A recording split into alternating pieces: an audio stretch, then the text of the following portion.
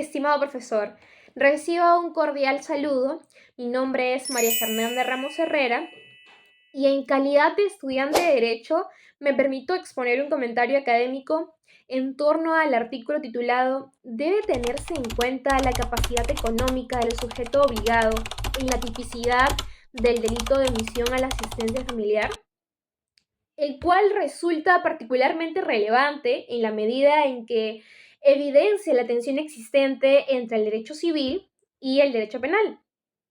Ambos inciden directamente en la tutela de los sectores más vulnerables de la sociedad. Entonces, en atención a lo expuesto por nuestros autores, se plantea la necesidad de que el juez penal incorpore la capacidad económica del agente como un elemento objetivo dentro de la tipicidad del delito de omisión a la asistencia familiar que se encuentra regulado, como es conocimiento de todos, en el artículo 149 del Código Penal. En criterio a lo mencionado, puedo acotar que dicha propuesta responde pues a la búsqueda de coherencia normativa, pues mientras en el ámbito civil la capacidad económica es factor determinante, en el ámbito penal su ausencia genera vacíos que pueden derivar en sanciones automáticas desprevistas de un verdadero análisis de culpabilidad. Seguidamente, el panorama tiene la misma perspectiva en la medida en que los autores abordan la teoría de los alimentos. Se destaca que esta obligación no se limita a la relación solo paterno-filial, sino que se extiende a cónyuges, ascendientes, descendientes, incluso los hermanos, bajo el principio de solidaridad familiar. Bajo tal orden de ideas, se colige que la obligación alimentaria es recíproca y encuentra fundamento pues en la responsabilidad mutua de los miembros de la familia. Asimismo, en concordancia con lo expuesto, los alimentos no comprenden únicamente sustento, vestido y habitación, sino que también la educación, la recreación y la asistencia médica.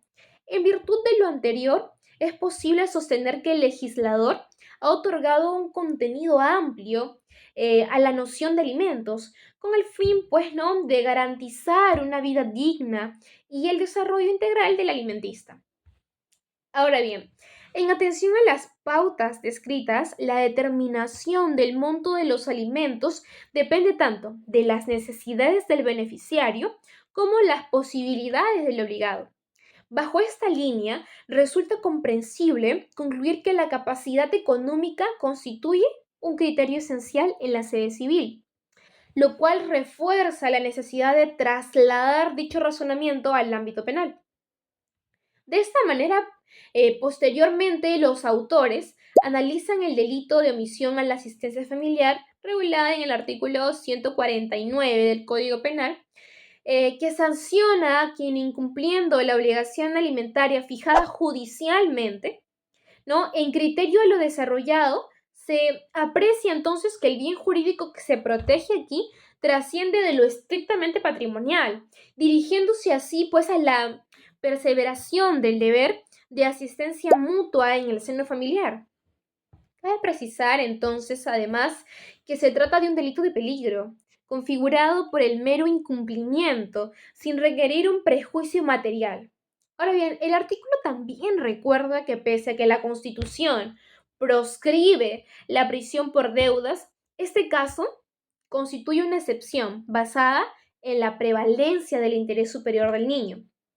En razón de lo señalado, yo entiendo que el legislador pondera entre principios contrapuestos eh, y termina priorizando la protección de los menores, incluso por encima de la regla general que veda la privación de libertad por deudas. En relación con el debate de fondo, el panorama se centra en determinar si la capacidad económica debe considerarse parte de la tipicidad penal. Los autores sostienen que sí, en tanto el derecho penal no puede sancionar la imposibilidad material de cumplimiento, sino únicamente la decisión voluntaria de incumplir. En criterio lo mencionado, se colige que la clave está en diferenciar entre quien carece de recursos reales y quien contando con ellos, pues decide desobedecer. Así las cosas resultan pertinentes señalar que entre otros delitos omisivos, como la desobediencia a la autoridad, se exige la posibilidad real de cumplimiento. En concordancia con ello, la existencia de verificar la capacidad económica en el delito de omisión a la asistencia familiar se muestra no solo coherente, sino indispensable. Dentro de nuestro ámbito jurisprudencial, se advierte que existe precedentes que reconocen la importancia de examinar la capacidad de pago. Como un ejemplo paradigmático, se cita un caso en Arequipa, donde un obligado con discapacidad del 70% fue eximido de responsabilidad penal, porque se acreditó su incumplimiento objetivo de cumplir. Entonces, en criterio a dicho precedente, es posible sostener que de omitirse la valoración de la capacidad económica, el proceso penal devendría en un procedimiento automático que criminaliza indistintamente, sin distinguir entre imposibilidad real y la voluntad de incumplimiento. Entonces, el trabajo concluye en líneas generales, acotando, pues, ¿no?, que esta obligación alimentaria se encuentra sólidamente regulada en el ámbito civil, sobre la base del interés superior del niño, que el delito de la omisión a la asistencia familiar es autónomo, con el bien jurídico propio y no debe de reducirse a una mera desobediencia a la autoridad, que la capacidad económica debe constituir un elemento de tipicidad para evitar sancionar a quienes no tienen la posibilidad real de cumplir. Que dicha capacidad debe acreditarse en el proceso penal y que incluso corresponde a nuestro Ministerio Público, pues evaluar previamente la solvencia antes de judicializar estos casos tan importantes. En correspondencia con ello, sostengo que la incorporación de la capacidad económica como parte de la tipicidad no debilita así la tutela de los alimentistas, sino que la fortalece, porque focaliza la respuesta penal con aquellos que pudiendo cumplir, pues optan deliberadamente por no hacerlo. Entonces, para poder cerrar este análisis, ¿no? Podemos corresponder o afirmar que este panorama que hemos planteado resulta imprescindible resaltar cómo se pone en evidencia a la necesidad de articular el derecho civil y el derecho penal bajo un mismo propósito, que es garantizar la protección de los más vulnerables. La primera gran enseñanza radica, pues, que en el incumplimiento de la obligación alimentaria no puede considerarse como un simple asunto patrimonial, sino como la transgresión de un deber jurídico esencial de protección.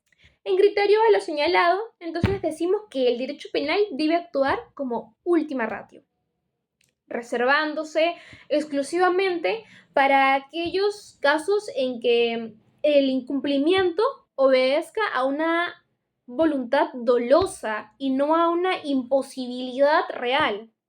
La segunda enseñanza que me deja este artículo está íntimamente vinculada a la primera. Y es que la tutela del interés superior del niño justifica la severidad con que este delito es tratado. Sin embargo, esta severidad no puede prescindir de la verificación de la capacidad económica, porque hacerlo significaría vaciar el contenido del criterio de culpabilidad. En consecuencia, entiendo entonces que la clave radica en diferenciar con rigor jurídico entre quienes eligen incumplir pese a tener recursos y quienes se encuentran en objetiva insolvencia. Finalmente, el panorama permite concluir o deducir que la capacidad económica no es pues un aspecto accesorio, sino es un elemento estructural de la tipicidad penal en este delito. Solo así el derecho penal mantendrá coherencia, legitimidad y proporcionalidad, protegiendo de manera efectiva a los menores, asegurando que su intervención siga respondiendo al carácter de última ratio. Esto ha sido todo mi análisis, profesor, y espero que sea de su comprensión y de su agrado. Muchas gracias.